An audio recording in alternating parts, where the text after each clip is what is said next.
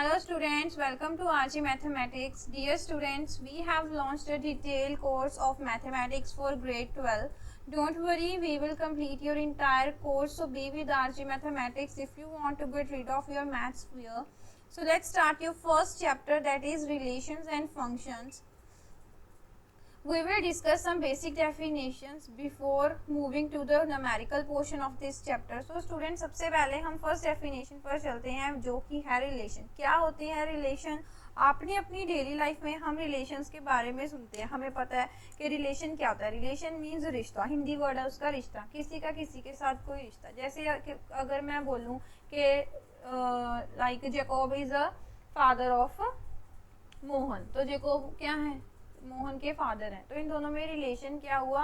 Parenthood का. That means कि जो जैकब है वो उसके फादर हैं और जो मोहन है वो उनका सन है. तो बेसिकली रिलेशन क्या होता है? एक रिश्ता डिफाइन करता है. ये तो हमारी डेली लाइफ के रिलेशन हो गए. आप किसी के फ्रेंड हो सकते हो, ठीक है, कोई आप में ब्रदरहुड का रिलेशनशिप है, दो लड़के आपस में एक दूसरे के ब्रदर्स हैं. ऐसे बहुत सारे रिलेशंस जो हैं वो हो सकते हैं. लेकिन जो मैथमेटिक्स है क्या उसमें भी ये रिलेशन वर्ड अगर एग्जिस्ट कर रहा है तो क्या इसमें भी कोई पर्सन होगा? है ना? क्या यहाँ पर भी कोई पर्सन है? क्या उनमें भी ये ऐसे ही रिलेशंस एग्जिस्ट करते हैं? कोई किसी का ब्रदर है, कोई किसी का सिस्टर है. तो ये क्वेश्चन जो है, दिस क्वेश्चन अराइजेस, क्या मैथमेटिक्स में भी ऐसे कोई पर्सन्स एग्जिस्ट करते हैं जिनके बीच में ऐसे कोई पेरेंटहुड का रिलेशन हो गया या फिर कोई हमारे पास ब्रदरहुड का रिलेशन हो गया? क्या ऐसे रिलेशंस एग्जिस्ट करते हैं? So the answer is no. Mathematics में हमारे पास कोई पर्सन नहीं है. हम किसी पर्सन के ऊपर कोई भी रिश्ता नहीं डिफाइन कर सकते. मैथ्स जो है वो हमारा नंबर्स के ऊपर है. तो बेसिकली मैथ्स में अगर आप मैथमेटिक्स में कोई रिश्ता बना रहे हो देन उसके लिए आपको जो फर्स्ट रिक्वायरमेंट चाहिए होगी वो है आपको सेट्स की. किसकी रिक्वायरमेंट है? सेट्स की. आई होप आपने +1 में बहुत अच्छे तरीके से सेट थ्योरी का चैप्टर पढ़ा होगा. इनकेस अगर किसी बच्चे को सेट थ्योरी में कोई भी प्रॉब्लम है तो वो हमारा क्लास 11th वाला कोर्स जो है उसको देख सकता है, साथ के साथ अपने डाउट्स को क्लियर करने के लिए. ओके, तो हमें दो सेट्स चाहिए. उन सेट्स के एलिमेंट्स के बीच में हम क्या कराएंगे? कोई ना कोई एक रिलेशन जो है वो डिफाइन होगा.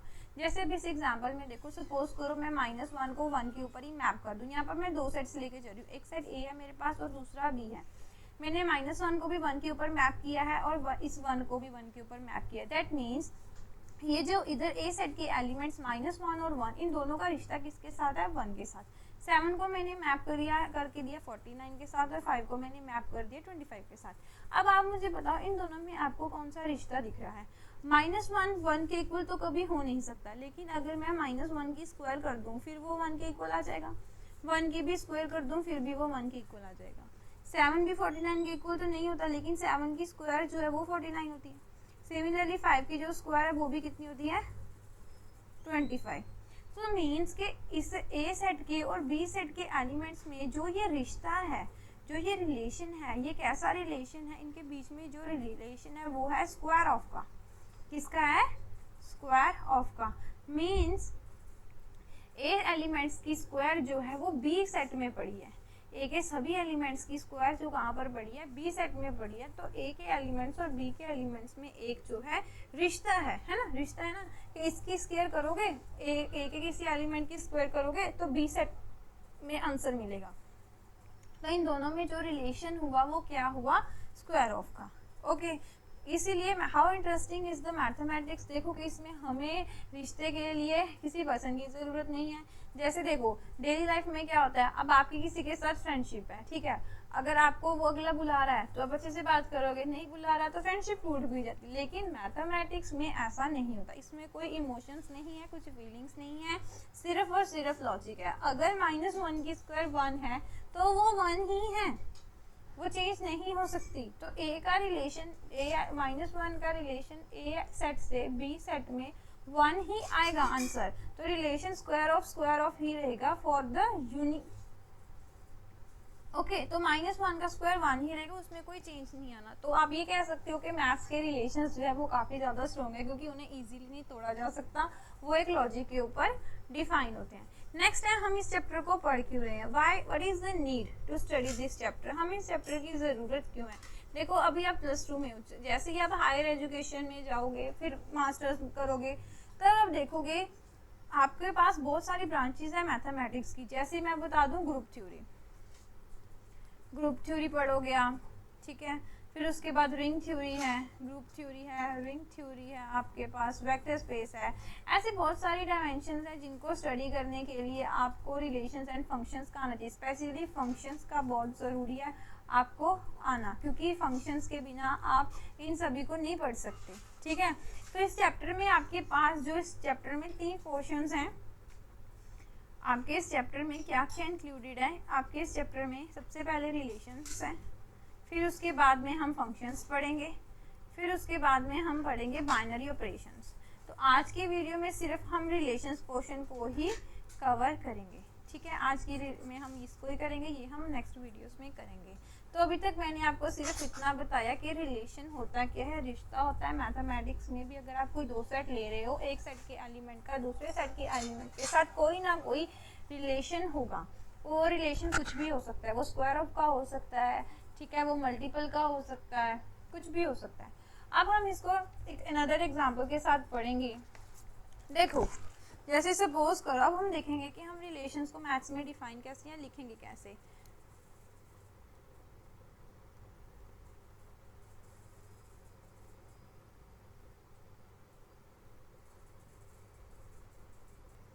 ओके, अभी हम एक नेक्स्ट एग्जांपल लेंगे जिसमें मैं आपको फिर से 2 सेट्स दूंगी, set A and set B. So set A में हम एग्जांपल लेके चल रहे हैं। सपोज करो ये आपके पास कोई एक ए सेट है, ये आपके पास अनदर सेट है। ए सेट पे मैं किसी 4 पर्सन्स के नेम लिख रही हूँ, लाइक आप अपनी तरफ से लिख सकते हो। जैसे मैं लिख रही हूँ एक स्वरा लड़की है, ठीक है, लीजा, ये अब अपनी तरफ से मैं सिर्फ आपको समझाने के लिए बता रही हूँ, Ramisha and Kyra. Okay, B set में भी कुछ लड़कियों के नाम हैं, किया, मिया, मायरा एंड निशा। देखो अब आप सबसे पहले ये सीखोगे कि रिलेशंस को लिखते कैसे हैं। सेट थ्योरी में आपने पढ़ा कि ए सेट में कौन कौन से एलिमेंट है आपके पास, आपने इन सभी के नाम लिख देने हैं दोबारा से कि ए सेट में मेरे पास स्वरा है, लीसा है, रमीशा है और कायरा है। आपने इसको कर्ली ब्रैकेट में क्लोज कर देना है। फिर बी सेट में कौन कौन से एलिमेंट है हमारे पास, किया, मिया, मायरा एंड निशा। आपने इसको भी कर्ली ब्रैकेट्स में इंक्लूड कर देना है। अब देखो यहाँ पर रिलेशन जो है, अब एक लड़की एक ही सेट में लड़कियां हैं, एक ही सेट में लड़कियां, इन दोनों के बीच में जो रिलेशन है वो है फ्रेंड ऑफ का। सपोज करो यहाँ पर जो रिलेशन है वो है आपके पास इज फ्रेंड ऑफ, और इस डायग्राम में आपके पास ऐसे गिवन है कि जो ये स्वरा है इसको मैंने सपोज करो इसके साथ मैच किया हुआ है, इधर को लाइन बनाई है, लीजा का इसके साथ है, रमीशा का इसके साथ है और कियारा का इसके साथ है। ये डॉटेड लाइन है, ये क्या आपको शो कर रही है कि जब ए एलिमेंट की जो ये स्वरा है इसकी जो आउटपुट है वो आपको बी सेट में निशा मिल रही है। दैट मीन्स इधर से स्वरा और इधर से निशा, इन दोनों के बीच में ये एक आर रिलेशन है, और रिलेशन क्या है, फ्रेंड ऑफ का। इसका मतलब क्या हुआ, Swara is a friend of Nisha, Swara is a friend of Nisha. Okay, इसका मतलब ये हुआ कि स्वरा जो है वो निशा की क्या है, फ्रेंड है। ये मैं आपको बता रही हूँ कि हम इसको रिप्रेजेंट कैसे करते हैं रिलेशन में। देखो जब भी आप यहाँ पर, ये एक रिलेशन है, इस साइड ए साइड ए के एलिमेंट्स होंगे, दूसरी साइड बी के एलिमेंट्स होंगे, और इनके बीच में क्या होगा, एक रिश्ता। इस जब आप स्वरा और निशा के बीच में रिश्ता क्या है, फ्रेंड ऑफ का, दैट मीन्स स्वरा जो है वो निशा की क्या है, फ्रेंड है। इन दोनों में जो रिलेशन है वो ये है। ओके, अब सिमिलरली देखो रिलेशन जरूरी नहीं है फ्रेंड ऑफ का ही हो। अब मैथमेटिक्स में हमारे पास फ्रेंड ऑफ का रिलेशन तो नहीं बनेगा। मैथमेटिक्स में हमारा रिलेशन क्या, ये आपको डेली लाइफ के एग्जांपल्स दे देता है कभी कभी समझाने के लिए, ठीक है। अब और कौन कौन से रिलेशन हो सकते हैं, लेस देन का रिलेशन हो सकता है ना। कौन कौन से रिलेशन हो सकते हैं हमारे पास, लेस देन का रिलेशन हो सकता है, ग्रेटर देन का हो सकता है, लेस देन का हो सकता है, ग्रेटर देन का हो सकता है, कुछ भी रिलेशंस हो सकते हैं हमारे पास। स्क्वायर ऑफ का हो सकता है, इक्वल टू का हो सकता है, स्क्वायर ऑफ, इक्वल टू, ये बहुत सारे रिलेशंस हैं जो हो सकते हैं। अब आपके ऊपर जो भी कंडीशन डिफाइन करेगा आपने उसके बेसिस पर ही अपना आंसर देना है। बस अभी इस समय आपने यही समझना है कि मैथ्स में भी रिलेशन एग्जिस्ट करता है। उसके लिए हमें दो सेट्स चाहिए। एक सेट का रिलेशन जब आप लगाओगे तो उसका जो आंसर आएगा वो आपका बी सेट में मिलेगा आपको। ओके, अभी हम थर्ड एग्जाम्पल लेके चलते हैं। हम स्क्वायर ऑफ एग्जाम्पल लेके चलते हैं, ठीक है, सो दैट आपको चीज़ें और डिटेल में क्लैरिफाई हो सके। ठीक है, अभी मैं एक और एग्जांपल लेकर चलूँगी। उस एग्जांपल में मैं क्या लेकर चल रही हूँ, सिमिलरली मैंने दो सेट्स ले लिए, एक सेट ए ले लिया और दूसरा सेट मैंने बी ले लिया। अब यहाँ पर सपोज करो इस सेट में मैं 3 एलिमेंट्स ले रही हूँ, इसमें बहुत सारे एलिमेंट्स हैं लेकिन मैंने सिर्फ 3 उठाए हैं। और यहाँ पर जो मेरे पास आंसर बन रहा है इसमें मैंने अप्रॉक्स लगा लो कुछ 9 एलिमेंट्स लिख दिए। ठीक है, उसके बाद भी बहुत सारे हैं।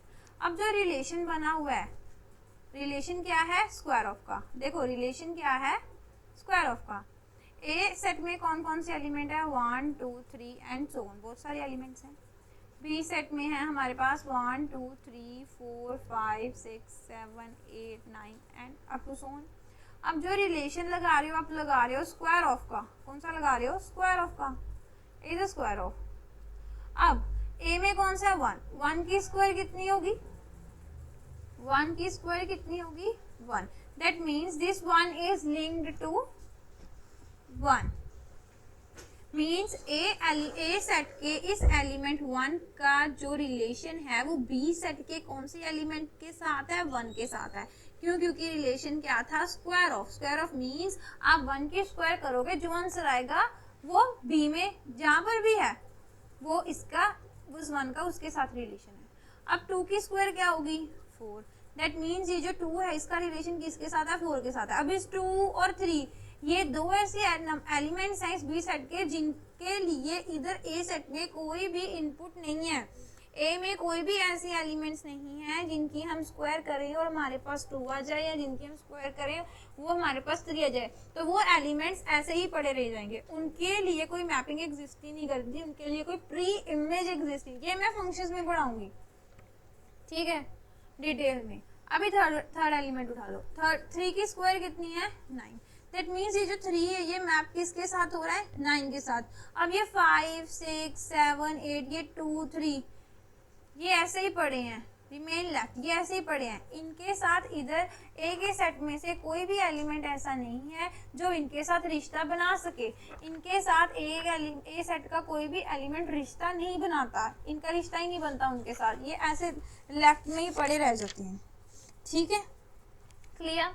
सो इन सभी एग्जाम्पल से हमने क्या सीखा, हमें क्या समझ में आया, इन सभी एग्जाम्पल से we come to know that a relation R, हमें क्या पता चला, a relation R which is defined between the two sets A and B and it is written as, suppose करो हमने इसको इस फॉर्म में लिखा है, किसी A सेट के एलिमेंट्स मैंने लिए हैं X,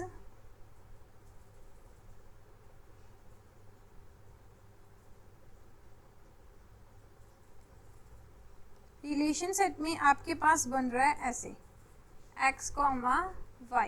देखो आप इसको यहाँ पर भी बना सकते थे। अब यहाँ पर पहले रिलेशन मेरे को बना के दिखाओ। यहाँ पर रिलेशन कैसा बनेगा, इसमें जो रिलेशन है उसमें क्या आएगा, a सेट का 1, इसका रिलेशन b सेट के किस एलिमेंट के साथ आ रहा है, 1 के साथ, ब्रैकेट क्लोज कर दो।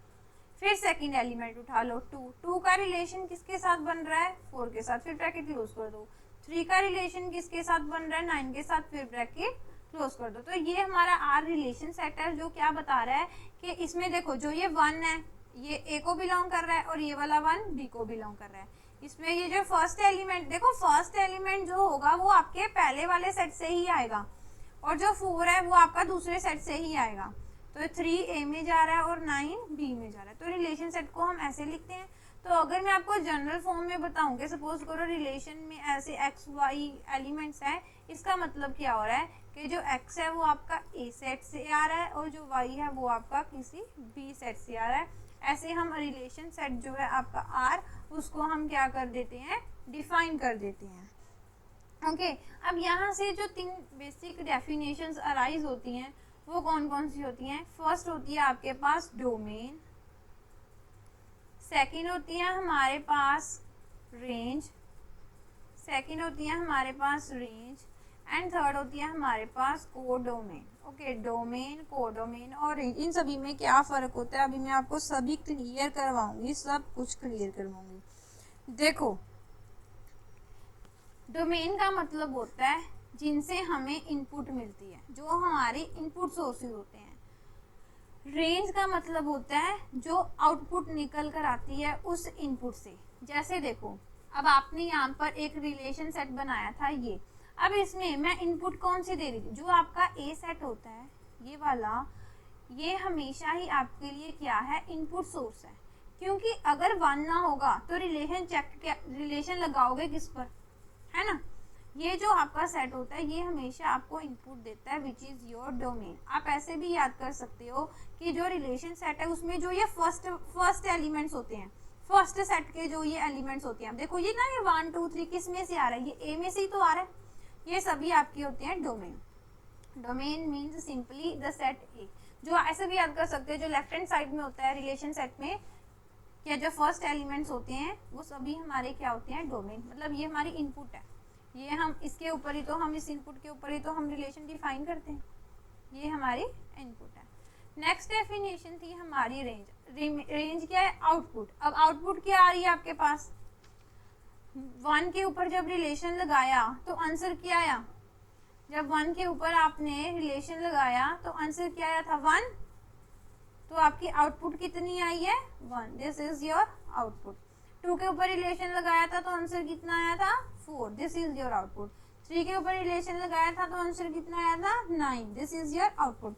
और ये सभी आउटपुट आपके किस कौन से सेट में जा रही है, बी सेट में। विच मीन्स जो एलिमेंट्स इस बी सेट में होंगे वो सभी आपके क्या होंगे, रेंज। देखो, सभी एलिमेंट्स रेंज नहीं होंगे, देयर इज अ डिफरेंस। जिसके साथ ये मैपिंग एग्जिस्ट कर रही है, जैसे 1 का रिलेशन 1 है, मतलब इसके लिए एक पीछे ए सेट में एक नंबर है, इस 4 के लिए भी पीछे इसका रिलेशन एक सेट के एलिमेंट के साथ है। ये जो 9 है इसका भी ए सेट में किसी एलिमेंट के साथ रिलेशन है। सिर्फ यही नंबर्स आपके रेंज में आएंगे, मैं फिर से बोल रही हूँ, सिर्फ यही नंबर आपके रेंज में आएंगे। ये उसमें सभी नंबर्स रेंज में नहीं होते, सिर्फ जिनके लिए हमारे पास एक प्री इमेज है, ए में एक रिश्ता है, जिनका ए के एलिमेंट के साथ रिश्ता है, सिर्फ वही एलिमेंट्स आपके रेंज में आएंगे। तो फिर ये कहाँ जाएंगे, जो ये पीछे पड़े रह गए, क्या इनका कोई रोल नहीं है, इनका रोल है जो हमारा कवर होता है इस थर्ड डेफिनेशन में, which is your codomain. Codomain का मतलब होता है जितने भी एलिमेंट्स हैं आपके सेट में, all the element in a set B is called your codomain. जो आपका सेट बी है वो पूरे का पूरा ही क्या होता है, कोडोमेन। वाई कोडोमेन, क्योंकि इसमें आपकी रेंज भी आ गई, प्लस जो आपके लेफ्ट एलिमेंट्स थे जिनका किसी के साथ कोई रिश्ता भी नहीं बना था, वो वाले एलिमेंट्स भी आ गए, इसलिए हम इसको क्या बोलते हैं, कोडोमेन। देखो, ये तीनों डेफिनेशंस का क्लियर होना बहुत ज़्यादा ज़रूरी है। First one is your domain, second one is your range, and third one is your codomain. Domain means the elements of a set A, basically जिनके ऊपर आप रिलेशन लगा रहे हो, जो आपका इनपुट है उसको हम बोलेंगे डोमेन। अब उस एलिमेंट के पर विद रिस्पेक्ट टू रिलेशन लगाकर जो जो नंबर्स बी सेट में आ रहे हैं वो हमारे होंगे रेंज। बट बी सेट में कुछ ऐसे एलिमेंट्स भी हैं जिनके लिए हमारे पास ए सेट में कोई एलिमेंट, जिनका उन ए सेट एलिमेंट सेट के एलिमेंट्स के साथ कोई रिश्ता ही नहीं है। जैसे देखो इस एग्जांपल में 2 बट है, 3 बट है, 5 6 7, इनके लिए कोई एलिमेंट नहीं, इनका कोई रिश्ता ही नहीं बना, है ना। तो जो कोडोमेन है उसमें आपका पूरे का पूरा बी सेट आएगा, जिसमें रेंज भी, रेंज वाले एलिमेंट्स भी हैं, प्लस जो पीछे बच गए वो भी हैं, वो सभी मिला के एक बी सेट आपका कोडोमेन है।